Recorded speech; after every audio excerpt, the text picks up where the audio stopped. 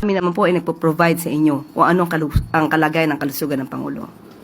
Mas reliable po kasi pag doktor ang nagsalita, ma'am. Mas reliable po siguro mismo ang Pangulo nagsasabi kung ano po ang kanya nararamdaman. Pero hindi naman siya doktor, ma'am. Sorry. Next question po, Christian Yusores, DZMM. Good morning, Yusek. The President skipped the event earlier this morning here in Malacanang, and Executive Secretary Ralph Recto mentioned na in-advise po ng doctors na magpahinga po muna si Pangulo for a week. Can you provide us po kung ano po yung specific improvements sa kalusugan ng Pangulo based on the notes of his medical team? Ngayon po, umaten po siya sa oath-taking po ni General Natates Jr. Kaya masasabi po natin na gumaganda, umiigi, umaayos po ang kalusugan ng Pangulo. Matapos po siyang ma-diagnose ng doktor patungkol sa diverticulitis. Wala po ba siyang na-mention kung nakakaramdam po ulit siya ng mga pain or any pananakit sa katawan? Sa akin, personally po, wala po. One last lang, ma'am. May kumalat din po kasi na message yesterday to some reporters saying the president's acute diverticulitis has deteriorated severely due to drug use. Nagkaroon din umano ng cyst and showed clear sign of perforation, which could lead to a life-threatening complication if not addressed immediately. How true is this, ma'am? Anong source natin yan? May mga, sa Viber lang po, ma'am, may mga naka-receive po sa iba sa amin from a unknown number. O, kung unknown number yan, di unknown din ang source niyan. So, kung unknown ang source niyan, so malamang gumagawa ng kwento yan. So, huwag natin masyadong paniwalaan ng mga kumakalat sa social media nang walang hindi verified at walang ibang source. Last na lang, ma'am. Can we expect the President po na umattend ng mga activities outside the palace this week or next week? Sa ngayon po, hindi po natin masasabi. At ang sabi nga po ni E.S. Ralph Recto ay pinapa-relax muna ang ating Pangulo. Pero sabi po natin, umattend po siya ng activity ngayon, nakakapagkaroon po siya ng private meetings. So, umiigi po ang kalusugan ng Pangulo. Thank you. Reminder lang po, one question and one follow-up. Next po, Tuesday New, DZBB. Hi, ma'am. Follow-up lang po sa health condition ni Pangulong Marcos. Yung kumalat po ay unknown source. Mayroon po akong source, doktor po ito, sa St. Luke's. So, siguro naman po ay credible ito. Although, hindi ko siya pwedeng pangalanan for the obvious reason. Pero, hindi po ba mas makabubuti kung magbigay na lamang po ng medical bulletin ang mga doktor ng presidente para malaman po ng taong bayan yung tunay niyang kalagayan, since nag-aalala po ang lahat para sa kanyang kondisyon dahil siya po yung ating ama ng bayan. Kung doktor po yan ng St. Luke, siya po ba ang doktor ng Pangulo? Hindi po tayo maaaring magbigay ng anumang opinyon kung hindi naman manggagaling mismo sa doktor ng Pangulo at hindi manggagaling sa Pangulo. Sinabi po ng Pangulo, hindi po life-threatening, nakaramdam po siya ng konting sakit, at yan naman po ay tinutugunan ng kanyang mga doktor. At ngayon po ay nakikita natin sa iba-ibang pang activities, katulad po ng oath-taking, sa harapan po mismo ni General Natates, makikita at naka-attend pa po siya ng EDC. Halos umabot po yata ito ng 2 oras. So, hindi po tayo makakatugon sa mga source na hindi nababanggit kung kanino galing.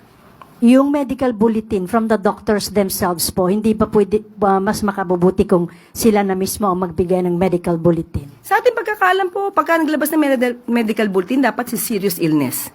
Kung sinabi ng Pangulo na hindi ito life-threatening, so ba't kailanganin po sa ngayon ang medical treatment? Medical bulletin. Samantalang kami naman po ay nagpo-provide sa inyo kung anong ang kalagayan ng kalusugan ng Pangulo. Mas reliable po kasi pag doktor ang nagsalita, ma'am. Mas reliable po siguro mismo ang Pangulo nagsasabi kung ano po ang kanya nararamdaman. Pero hindi naman siya doktor, ma'am. Sorry. Pero siya, katawan niya naman po yun. Okay. Mas maganda siguro the President should issue a medical bulletin from the doctors niya to allay the anxiety of the public in terms of the spirit of transparency. Yes, para walang speculation as to bakit hindi siya nakaka-attend ng function. And by that, ma-accept ng tao rather than speculative tayo. Opo. But of course, that is the decision of the President. And we honor that kasi the President is protected by the Patient Autonomies Act as well as the Data Privacy Act. Nitong nakalipas na mga araw, nababanggit yung sakit na diverticulitis, no?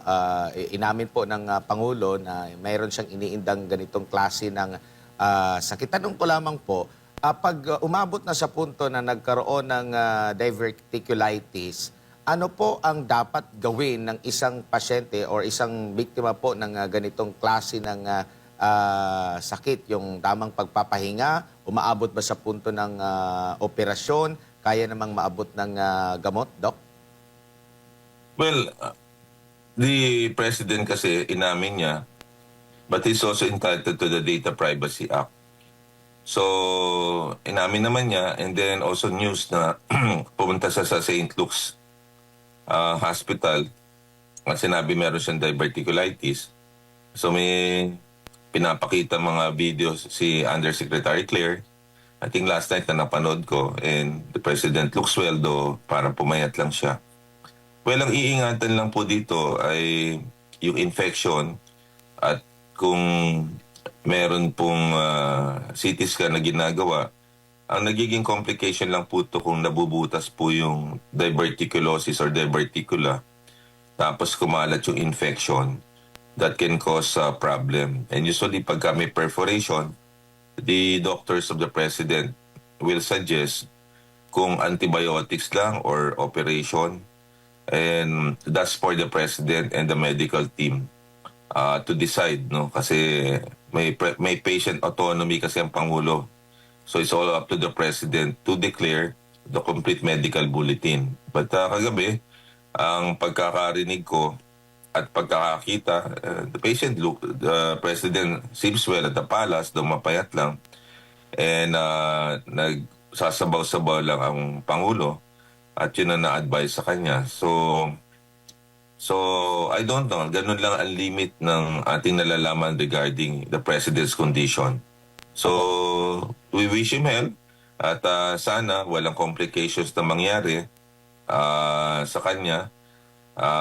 I'm sure the doctors sa St. Luke's ay mga magagaling, and I think there's a multidisciplinary team of experts na tumitingin sa kanya, and we will defer to the President kung anong decision niya in terms of revealing kung ano yung ginagawa sa kanya. So siguro hanggang doon lang tayo kasi yun lang ang information na meron tayo. Opo, para sa kalaman lang natin mga kababayan po, Doc, once na sumailalim ka sa, nabanggit nyo nga, pagka nagkaroon na ng butas yung bituka, sasailalim po sa operasyon, gaano ang itatagal naman yan na kailangan magpahinga ka, if ever po, Doc? Depende kasi ngayon may mga laparoscopic procedure na. Kung open naman, mas patagal. So, parang depende po kasi sa magnitude ng infection po eh. Kung antibiotics lang, kunyari, walang butas. At ordinary, based do sa experience ko with the referral coming from gastroenterologists and surgery in our hospital, antibiotics lang, observation, kaya naman, mga 1 week. And then, kung meron naman humbutas, sinasurgery yun to drain. To drain po yung pus or kung ano man ho yung infection. In worst cases, sometimes, nagkakaroon ho sila ng procedure to divert, no? But sa pagkakakita natin ng Presidente, at siya'y na-confine this weekend at ngayon ay Friday, para malakas naman ng Presidente. So, I don't know if the President was operated on, but it looks like baka nag-antibiotic lang ang Pangulo sa aking pagkakaalam. At sinabi rin niya na dinalaw siya ng mga doktor niya. So, namamonitor naman siya. And if the President were operated, hindi naman siguro ang Pangulo makakatayo katulad nito. So I just wish the President is doing well. And I wish na wala sanang complications that would cause the deterioration ng kanyang condition. Opo, Doc. Dugtungan ko lang itong issue na ito patungkol nga sa kalusugan, no? Na estado ng kalusugan ng ating Pangulo, Doc. Dahil marami po talaga sa ating mga kababayan ang nag-aalala. At kahapon nga, during the press con ng Malacanang, may isang reporter nga nagtanong kung dapat bang ilabas o humihingi yung publiko ng medical bulletin na nabanggit nyo na rin na karapatan ng Pangulo na hindi niya ipahayag o kung ano yung meron doon o anong meron sa kanyang estado, no, sa kanyang kalusugan. Pero sapat ho ba na batayan para po sa inyo ang pagsasalita mismo ng Pangulo kung ikukumpara mo kung ang kanyang doktor ang magsasabi o magbibigay ng impormasyon tungkol sa kanyang kalusugan? Dalawang aspeto eh. Though the President ay Pangulo ng bansa, tao din siya. So may entitled siya to the Data Privacy Act. Pangalawa, may patient autonomy. He's responsible for the body niya. Though there are persons na transparent about illness. Let's say, I remembered President Donald Trump nung nagka-COVID. Sinubaybayan siya at na-admit pa nga siya sa Walter Reed sa Virginia during the COVID time. So, meron iba't ibang klase ng mga leaders eh, di ba? Si President Joe Biden, nung deteriorating yung kanyang health, sinasabi niya. And if I remember, Edward Ted Kennedy, nung roon siya ng brain cancer. And even Senator McClain na nag-run for vice presidency, dinedeclare yon. So I don't know the level, no? But ako, personally, kung tatanungin, mas maganda siguro the president should issue a medical bulletin from the doctors niya to allay the anxiety of the public in terms of the spirit of transparency. Yes, po. Para walang speculation as to bakit hindi siya nakaka-attend ng function. And by that, ma-accept ng tao rather than speculative tayo. Opo. But of course, that is the decision of the President.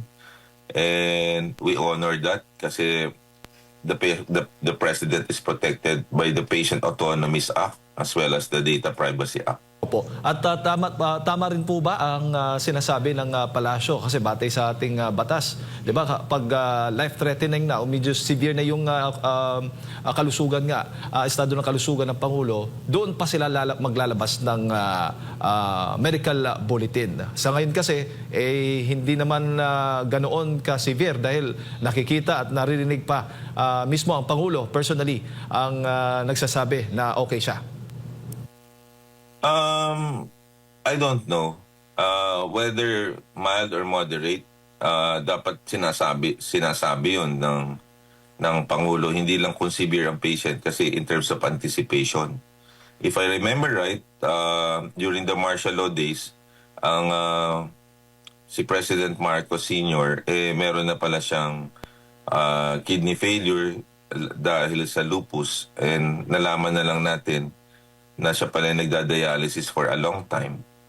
And that kind of situation should also be considered so that yung tao hindi na lang nagugulat.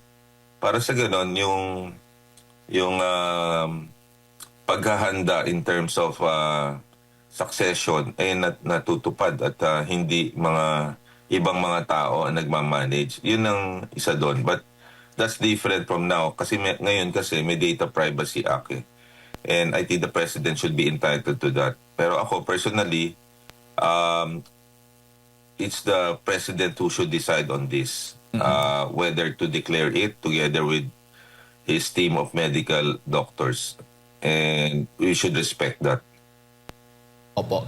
Siguro, Doc, mensahe at paalala po ninyo dahil sa ating mga kababayan, dahil yung mga kumakalat ngayon na mga dokumento mula daw doon sa St. Luke's patungkol nga dito sa kalusugan at sinabi naman, itinanggi naman yan ng Malacanang at mismo ng St. Luke's yung mga dokumento para na rin sa kalang kaalaman na paano ba nila dapat tinitingnan ang isang dokumento. Usually ba ganun, ganun bang hitsura ng dokumento o medical document mula sa St. Luke's kapag sila ay nagsasabi tungkol doon sa estado ng kalusugan ng isang pasyente? Well, dinanay ng St. Luke's na yung mga circulating documents are fake and falsified. And I think sinabi na yon ng St. Luke's, and we should respect that. Sa panahon ngayon, marami rin artificial intelligence. Hindi rin naman natin masabi whether those are authentic documents. Diba? So, at St. Luke's naman is a reputable institution. So I think we should honor it and then respect that at the moment. Huwag tayo magpakalat at sinabi ng St. Luke's na huwag ikalat. So let us be responsible so that hindi tayo mag-swirl Yes. ng mga fake documents at this time and age. And I think the President is mature enough to understand this. At kung siya naman ay magkaroon ng problema, siguro at the proper time and the proper forum, masasabi niya ton. Sa ngayon, based on what I saw last night, seems to be doing well and I hope tuloy-tuloy na yung paggaling ng Pangulo. Opo. Doc, maraming salamat po sa inyo pong oras at sa pagbibigay po ninyo ng impormasyon na ngayong umaga. Sa ulitin po, mabuhay po kayo.